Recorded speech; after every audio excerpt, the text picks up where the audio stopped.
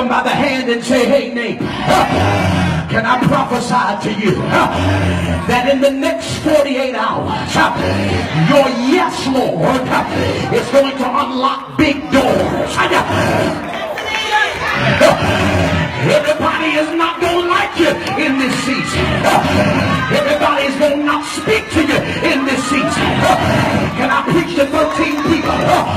Prepare yourself for people to deliberately switch up on you. They're going to say you're acting funny and big-headed. It ain't that you being better than anybody. You just had a revelation of your life, and the worst is over, and the best is yet to come. Shake your neighbor by the hand and see if they want to have church.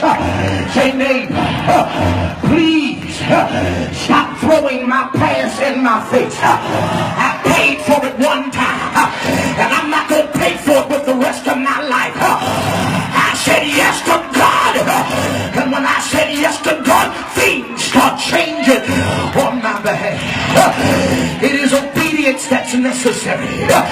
We've lost our ability to obey God because we assume that the crowd is greater than God's harvest. I don't hear nobody. And so we have the audacity in church to dance, run, jump, and shout, but not go home and implement anything that would cause our life to be better. Oh, you bad now, will you hallelujah that? God ain't impressed with you dancing. God is not impressed with you screaming. God is impressed when you go home and make phone calls and say, I'm sorry to inform you, but the Lord told me to leave this relationship because you no longer fit the future that God has for me. Y'all quiet here. Look your neighbor in the face. I'm almost there, but I feel God. And say, hey neighbor, my flesh don't want to let it go. Because if the truth be told, it feels good to my flesh. But my future and them cannot coexist. And I was wondering why my life was messed up. And I was prematurely blaming myself. But it was not me. It was the company that I was keeping.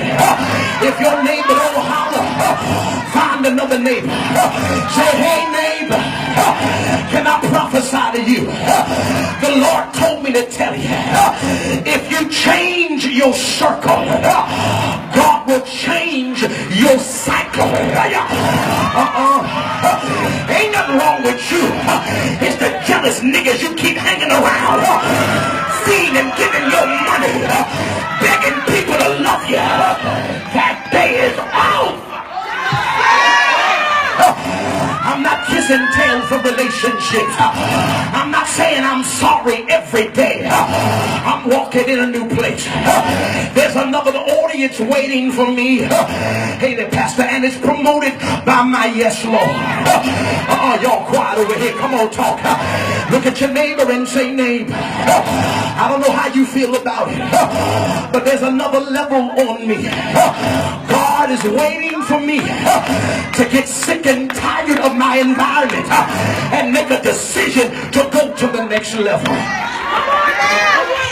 And so at the conclusion of this message, it's talking about that when God now says, I want to know, does Abraham love me? Because now that I've given you Isaac, I want to see if Isaac is greater than the relationship you have with me. I'm going to say something y'all ain't going to like it, but God is a jealous God. You worship God when you didn't have no car, when you didn't have no boo, when you didn't have no girl, didn't have no man, didn't have nothing. But as soon as God gives you a little something, you stop coming to church. The same thing you did to get it is the same thing you must do to keep it. So God is testing us now. He says, I gave you a job, but you wouldn't tithe. So I'm going to snatch the job from you. I gave you a car, but you wouldn't drive to church. So I'm going to snatch it from you. I gave you a relationship, but you didn't come to church. You went to Georgetown. So I'm going to snatch it from you. If your neighbor don't holler when you tell them this, find another neighbor, say, hey neighbor, God don't have to test me no more.